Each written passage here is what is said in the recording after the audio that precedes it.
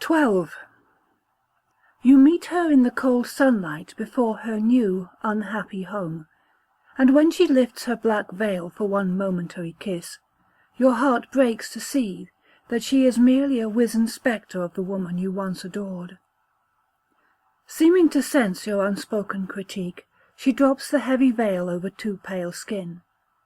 Not one speck of flesh is exposed. She is wrapped entirely in black, and when at last she offers you her gloved hand and leads you down the pebbled path, it is like walking beside a thing of sentient shadow, some midnight spook. Your awareness catches the murmurings that plague the sunlit air, yet you cannot ascertain if they issue from the windows above or the river below. You see the high fence that divides the ground and river bank, the fence that is meant to discourage those who dare from dancing into the water's current. And you smile wistfully at the memory of when, as a child, you thought to sink into the river yourself and end the hideous thing called life. Sensing your memory, she links her arm with yours and turns you away from water's movement. She leads you down the path of ruddy cobblestones, where she tries not to notice the dark amorphous shapes that hide, tittering, behind low shrubs and bushes, below the boughs of lean and hungry trees. And yet something in the suggestive shapes she almost sees causes her to tremble, and so you secure your arms around her, with hands that accidentally touch the dugs that long ago nourished your infant mouth. How hot her bosom feels to your cool hands. The edifice into which you cannot enter spreads before you, red and white, and you try not to look at it. There before you is the inanimate fountain, as dry as your heart, that pumping organ that is too afraid to enter the building wherein your father perished. What is it that you fear? To smell the monstrous aftermath of madness that may yet taint the walls within. You do not dare to enter, and yet you allowed her sisters to send her there, where she wanders in her widow's weeds and listens to the beckoning river beneath the sloping stones. You cannot think on it, and so you whisper poetry into her ear as you watch the fading day, until at last you cannot ignore the faint howls that issue as from a room above on the second floor. And then the howling increases in intent, and the one beside you melts at the sound into a cloud of shadow that drifts from your embrace. You can no longer ignore the howler from above, the one who screams your name. It is there, the thing on which your forlorn eyes must feast, the baying wretch that wears your mother's face. 13. 2 nymphs of evening danced around the apple tree of a sunset garden beyond the spires of mortality, 2 airy nymphs that she could see in dreams alone when songs of fancy floated in her brain. She had walked the rustic path through woodland, where the forests of the waking and the dreaming world just touch, and had consumed the witch-brewed potion that shut her eyes and spun a filigree of vision, a web that caught her mortal pulse and beguiled her blood to spill toward the other realm.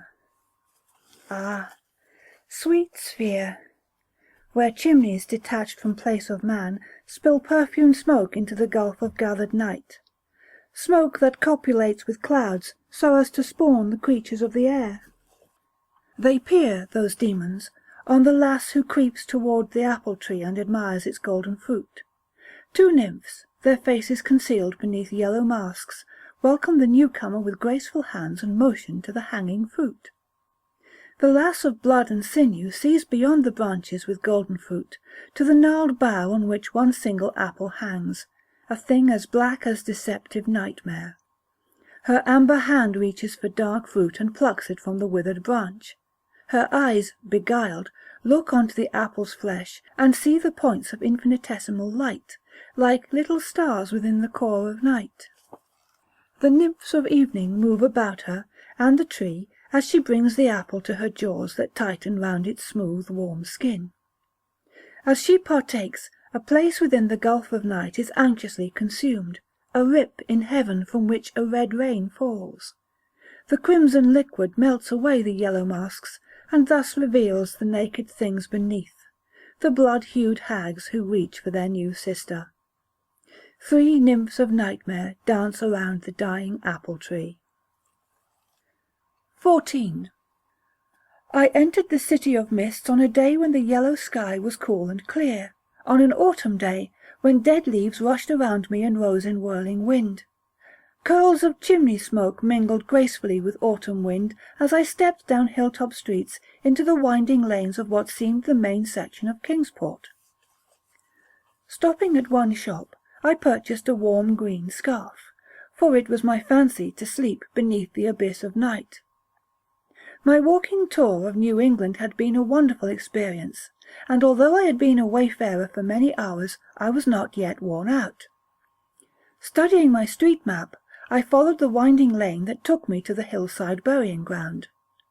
I climbed the steps that led to a sturdy bench, where I could sit and watch the yellow sky grow pale, then purple. I looked down the sloping hill, past tombstones black with age, over the rooftops to the harbour.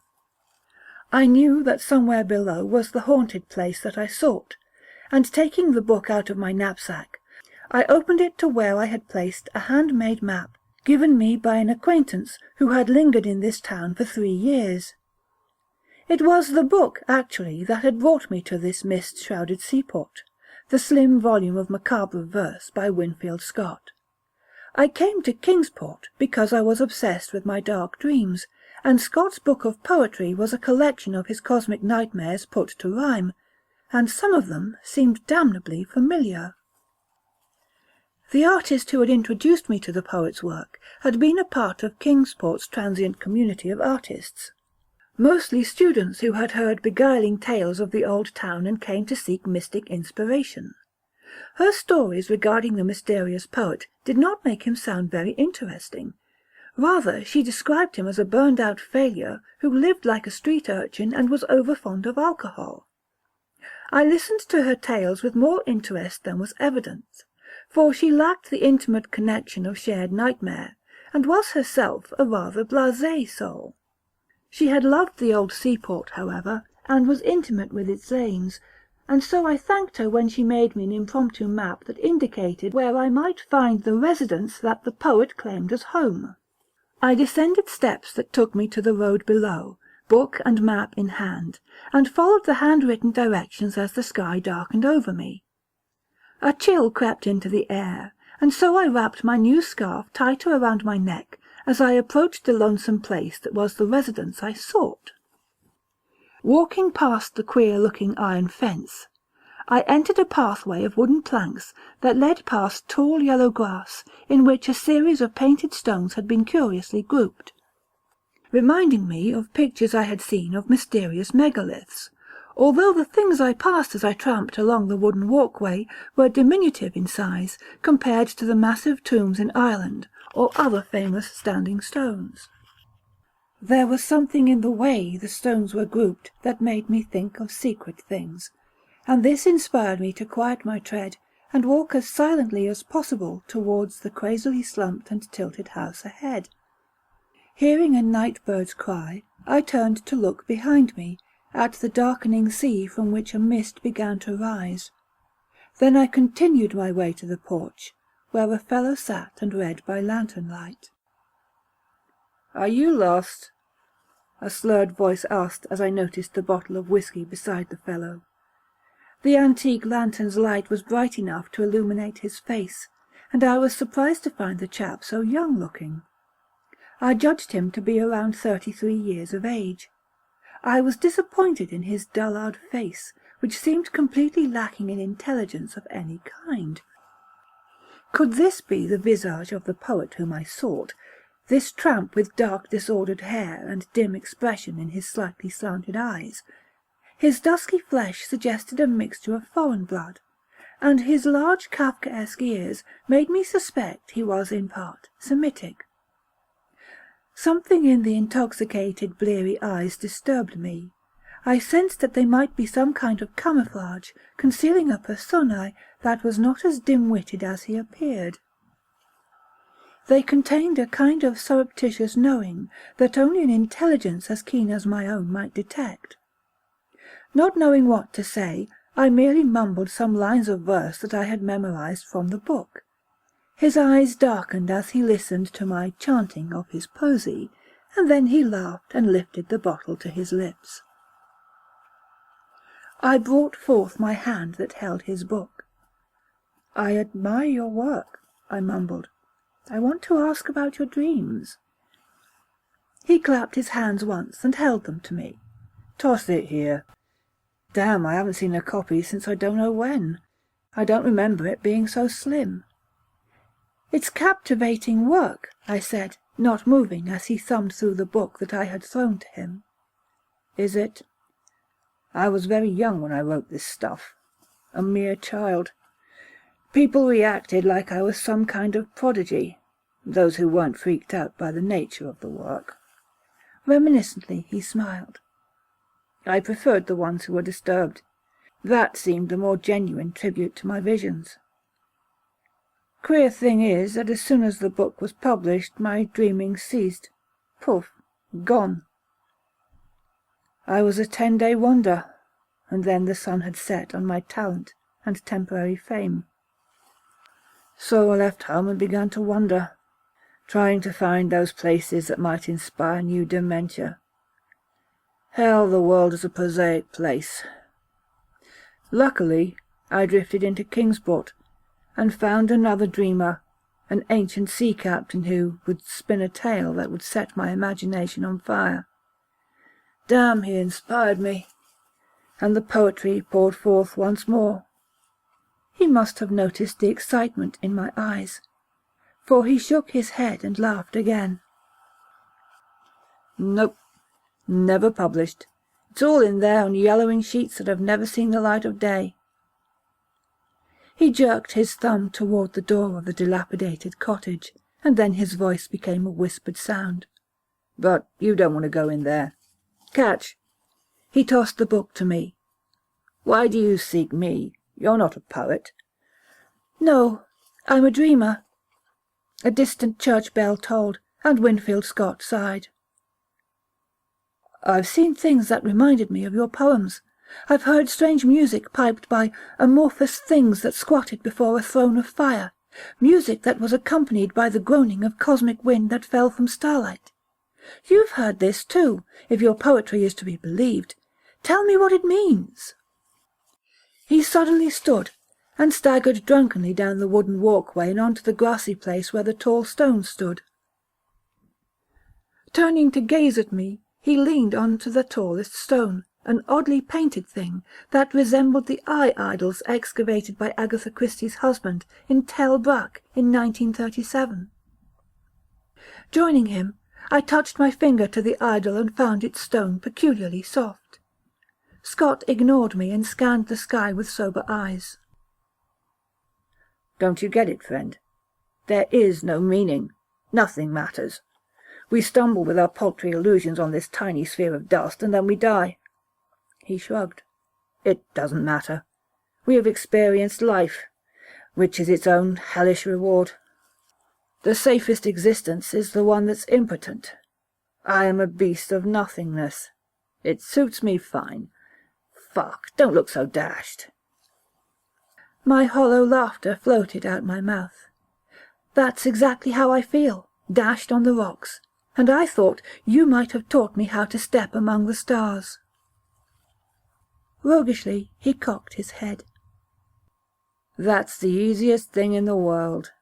Stepping to me, Scott placed his arm around my shoulder and led me out of the yard, down the road and to the shore. We listened to the gentle tide and watched the dark water, now free of evening mist. A blanket of shimmering starlight was reflected on the surface of the sea.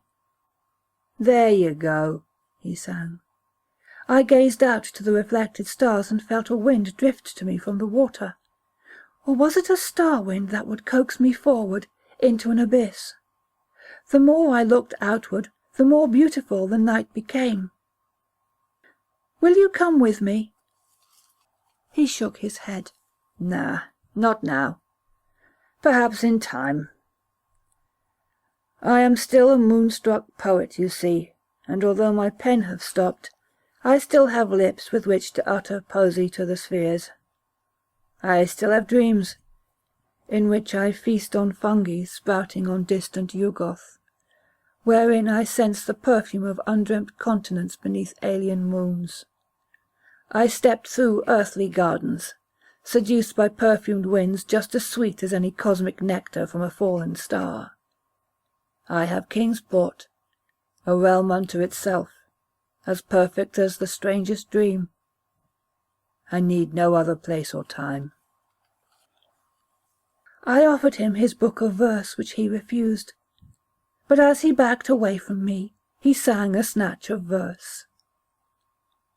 The midnight constellation calls my face, as I stargaze into eternity, wherein I find a more congenial place, undreamt of by dim, dull humanity.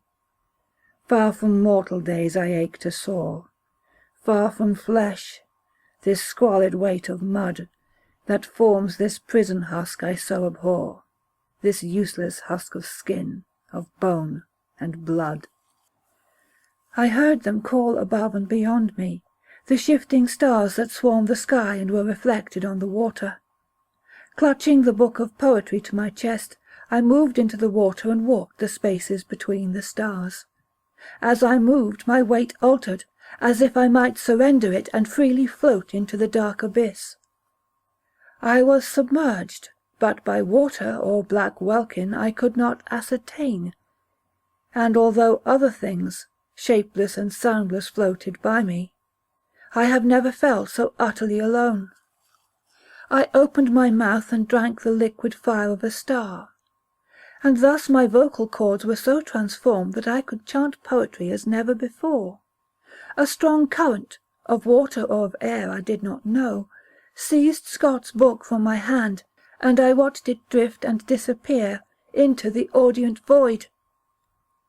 It did not matter, for the verse lived within me and danced upon my tongue. I opened my mouth with music and sang the liturgy of nothingness.